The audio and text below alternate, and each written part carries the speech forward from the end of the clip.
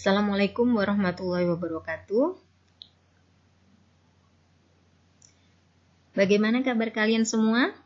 Semoga hari ini kita semuanya dalam keadaan sehat walafiat. Anak-anakku, tetap semangat belajar ya. Pergi melaut membawa jala, jala ditebar sambil mengingat.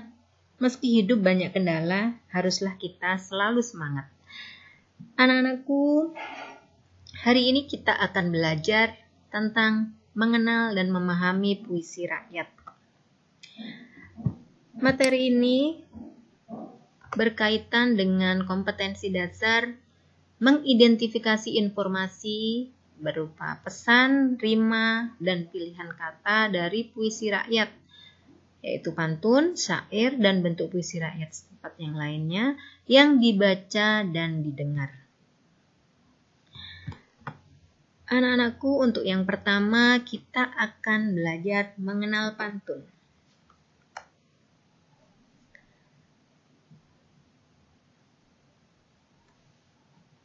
Anak-anak, pantun itu merupakan salah satu puisi lama.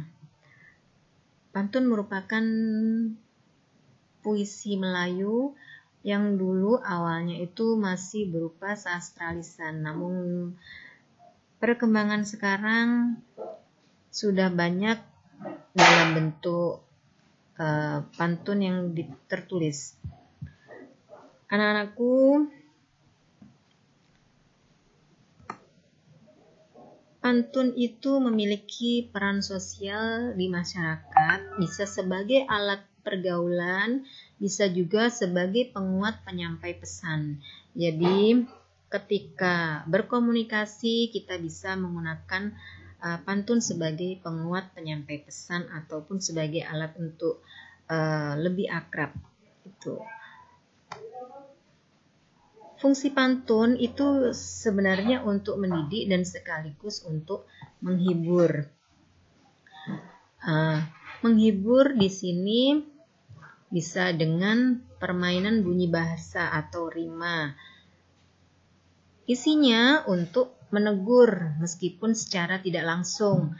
Nah, maksudnya adalah untuk memberi nasihat. Gitu ya. Itu fungsi dari pantun. Ciri-ciri pantun.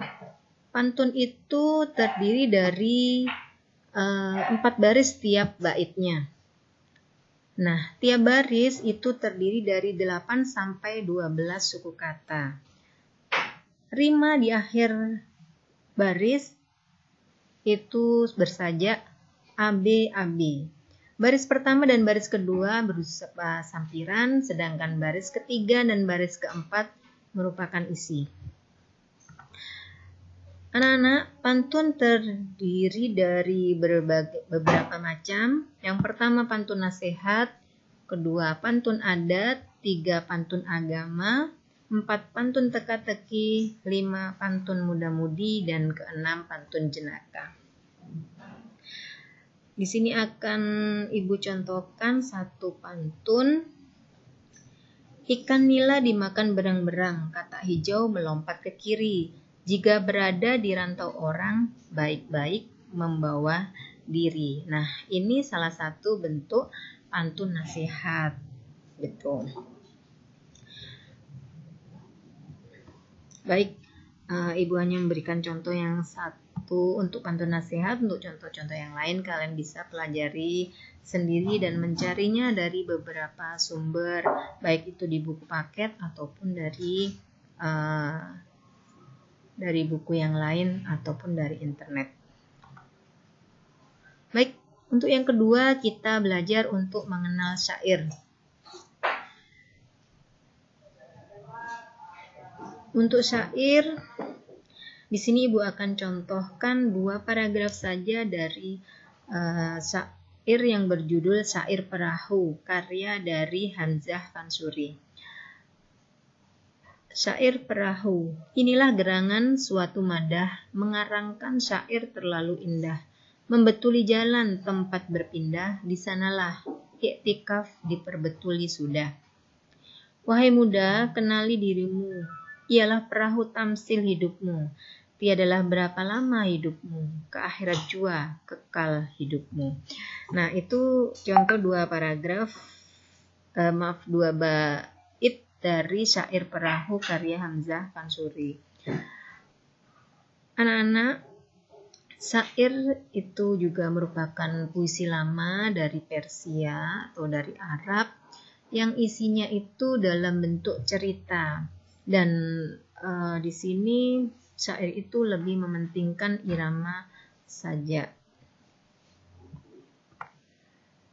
Ciri-ciri dari syair: tiap bait terdiri dari 4 baris, tiap baris terdiri dari 8 sampai 12 suku kata, rima akhirnya bersaja a a a a.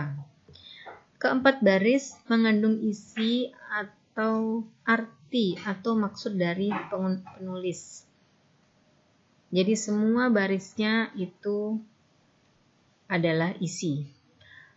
Dan biasanya bahasa yang digunakan berupa bahasa kiasan. Untuk isinya biasanya bisa berupa dongeng, nasihat, ataupun cerita. Nah, itu tadi ciri-ciri dari syair. Kita lanjut ke jenis syair. Berdasarkan isinya ada 5 jenis syair. Yang pertama syair romantis, contohnya syair Bidasari. Yang kedua syair kiasan, contohnya syair ikan terubuk berahikan puyuh-puyuh. Yang ketiga syair sejarah, contohnya syair Perang Mengkasar. Yang keempat syair saduran, contohnya syair Damar Wulan. 5. Syair keagamaan, contohnya syair Perahu tadi yang Ibu baca ya. Nah, untuk contoh-contoh yang lain kalian bisa cari sendiri dan membacanya. Baik, untuk yang ketiga kita belajar tentang mengenal gurindam. Gurindam itu juga salah satu bentuk puisi lama Melayu yang asalnya dari India. Dalam gurindam ini syarat nilai agama dan nilai moral. Anak-anak, ciri gurindam, satu baitnya itu terdiri dari 2 baris dan kesemuanya ini merupakan satu kesatuan antara baris yang satu dengan baris kedua, antara bait yang satu dengan bait berikutnya, itu merupakan satu kesatuan. Kemudian tiap baris terdiri dari 10 sampai 14 suku kata. Di baris pertama itu biasanya berupa persoalan, berupa permasalahan atau perjanjian. Kemudian di baris kedua itu berisi jawaban atau akibat dari masalah atau perjanjian tadi. Nah, di tiap barisnya itu memiliki rima. Rimanya sama. Baris 1 dan 2 itu misalnya AA, kemudian di bait berikutnya BB, bait 3 CC dan seterusnya. Gitu.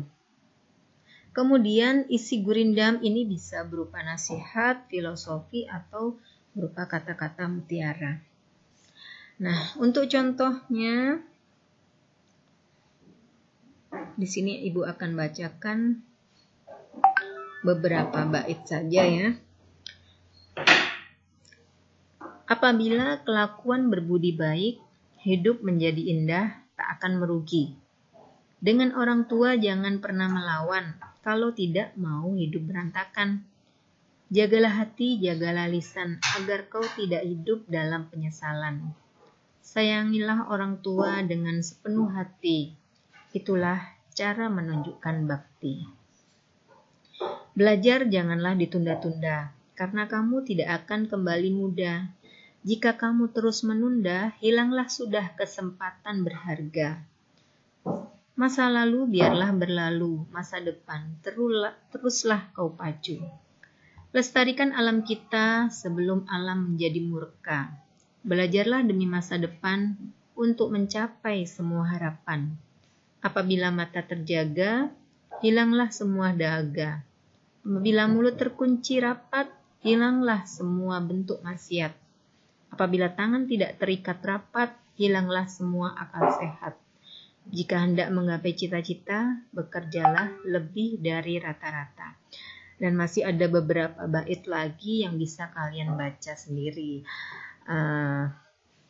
Anak-anakku, Ibu rasa cukup untuk materi hari ini. Semoga yang Ibu sampaikan bermanfaat bagi kalian dan kalian bisa memahami tentang puisi rakyat yang ada di negara kita, yaitu pantun, syair, ataupun gurindam.